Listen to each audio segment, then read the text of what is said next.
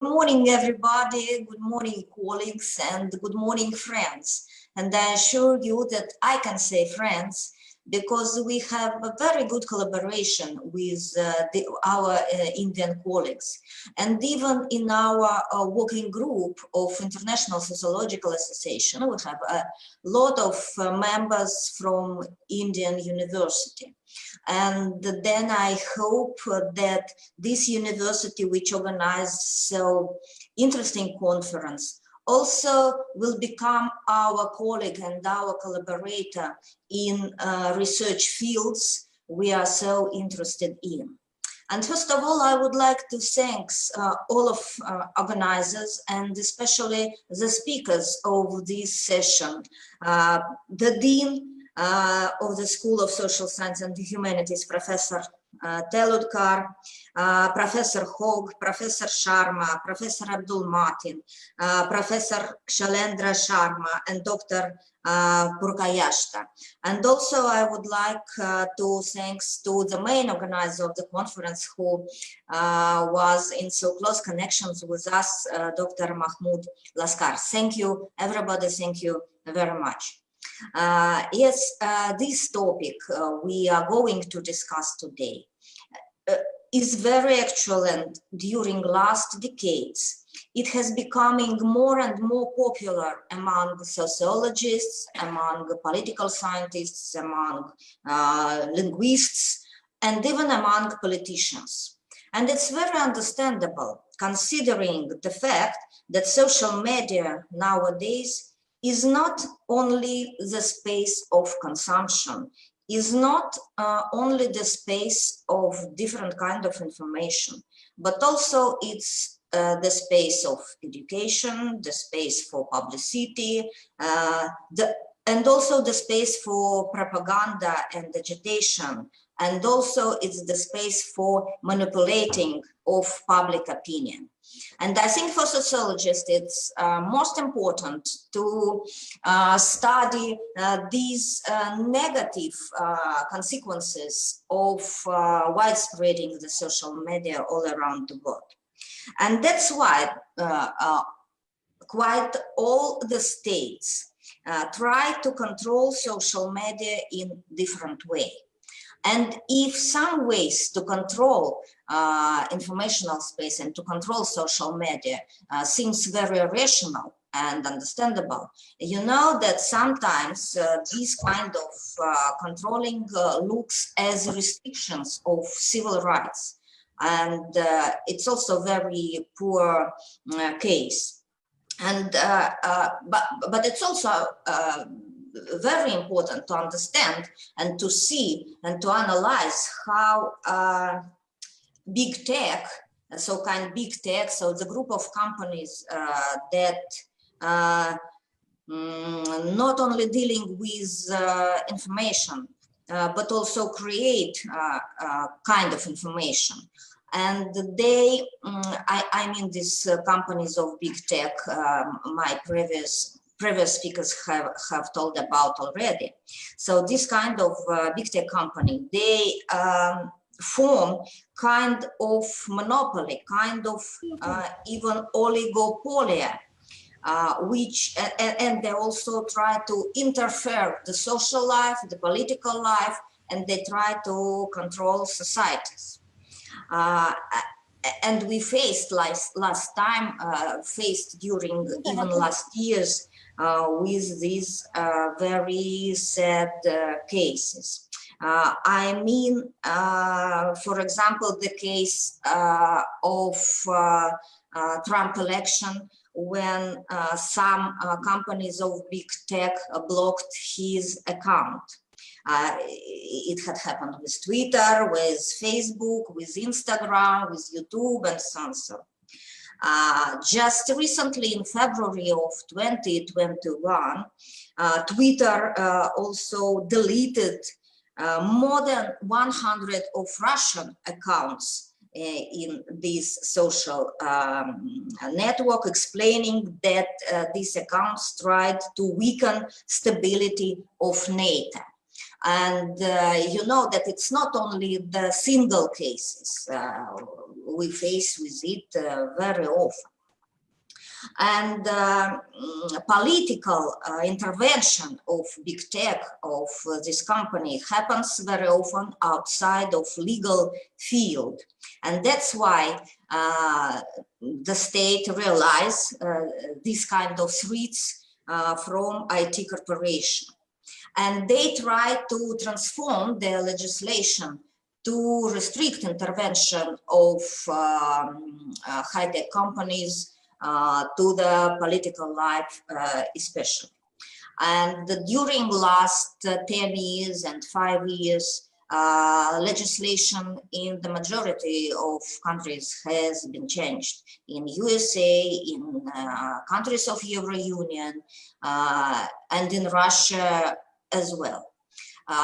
But we also should understand the boundaries of this process, because if we give an eye to the situation in China, which tried to control quite every kind of information that come to China informational space from abroad,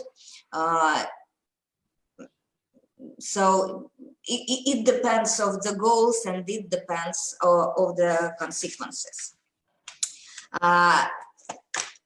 Anyway, I would like also to present my paper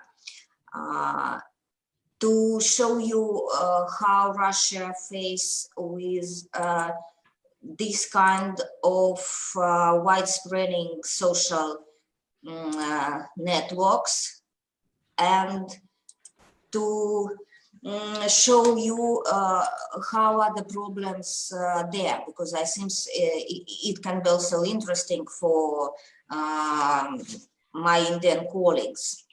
So I don't want to speak about figures of the internet users because my colleagues have already mentioned it.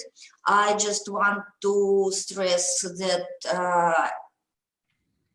in average, Russian spends about 2 hours and 24 minutes on social networks.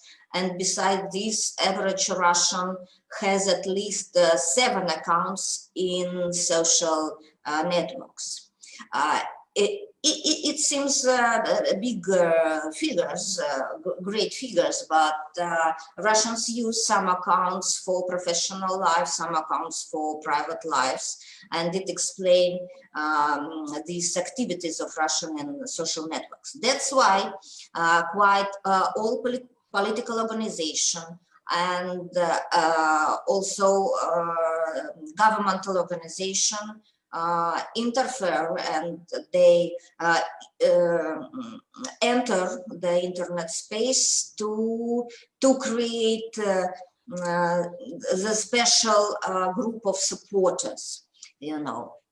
But paradoxes of globalization is that all of the advantages of widespreading internet and widespreading social networks can be useful only for a small part of population. For example, if we compare the internet users in the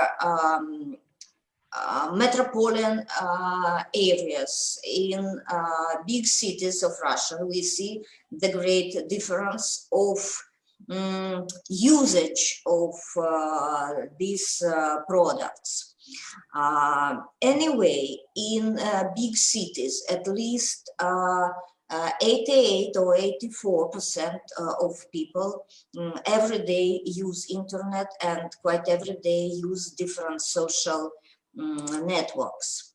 And if we give an eye to the generations of internet users, we see that in big cities, in capitals, more than 90% of people use internet and social networks. In In Russia, there are different social networks.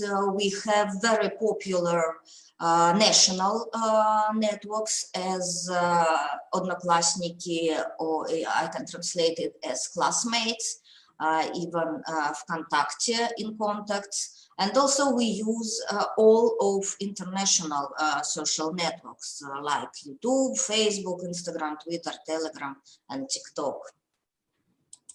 The distribution of internet users and users of social networks looks like this. You can see that the most popular network for Russians is YouTube, which is used mainly for entertainment, for rest, and also and on the second place is the national network of Vkontakte in contact, which is used for entertainment and also for professional needs as well. So I mean that political organizations also represent themselves in international networks and also in Russian networks, but of course in different ways. I don't want to present nowadays the data of our surveys when we analyze how people estimate the advantages of internet and of free internet and of social networks. But anyway, we can see that the young people, of course, are more positive to the social networks, and unfortunately they don't see negative consequences of this kind of informational globalization. They do not estimate it in a rational way. Let me show you the important things. Using internet in a very, very active way. I told already that in big cities more than 90% of inhabitants use the internet. We can say that in political sphere and even in economical sphere, our residents, our citizens are not really very active. And even they are not realized how they can use internet for another one useful needs. So on that table you can see that the most popular services Russians use, it's banking transfer and taxi services. That's all. As for politics, only small groups of people use social networks to get political information, to widespread political information, and to share political information. I will jump a little. And here I would like to show you how the main political parties, the main political actors of Russian politics use social networks, and what auditorium and how many people they have as followers and users. So the main and the most important party in nowadays Russian politics is United Russia. That is the party of president, which support president in any way and everywhere and always. They have the great number of subscribers. But that is paradoxical. In some accounts, some other parties opposition one, even legal opposition, even opposition which have no seats in parliament and in regional parliament, has more subscribers than great party. I would like you to pay attention to Communist Party of Russian Federation, because in spite of the fact that majorities of the members of this party are not so young people, as you can understand, they are very active in social networks. Then another one, parliamentary party, is just Russia Party and Liberal Democratic Party. They are also very active in internet, especially in national networks.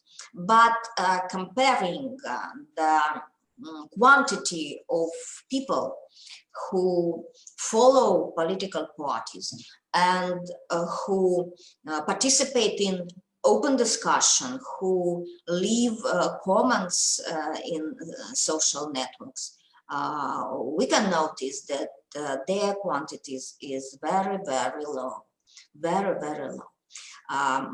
More or less every post in social network provoke not more than 5 or 10 comments. Even the quantity of followers is very, very large. So that's kind of paradox. That's kind of paradox for even for politicians, because they create these kinds of accounts with the hope that it helps them to enlarge the quantity of their supporters. But considering the United Russia case, I can also confirm that during last decades, all of the administrations is obliged to subscribe for the account of some political parties. So it's not kind of free political space in social networks as well. And that fact we also should take into consideration. And if say about some conclusions of my speech today, I can say that digitalization produce some new kind of inequality, different kinds of inequalities, even inequalities in education, even in inequalities in consumption, and even inequalities in political life, in access to active political life. And way of power, way of state to control international space very often leads to violation of citizens' rights, and one can notice these kinds of things in modern Russia today. Another one very important thing I shall demonstrate speaking about Russia. It's the fact that usage of new technologies, usage of high-tech technologies do not get advantages to people who live in rural or area or in small cities. And in fact, you can see two Russia nowadays: the Russia of big cities and the Russia of not urban or rural area. So that's what I wanted to say today. Thank you again so much, and I really hope for further cooperation and further collaboration with your university and with your faculty of sociology and technologies. Thank you very much.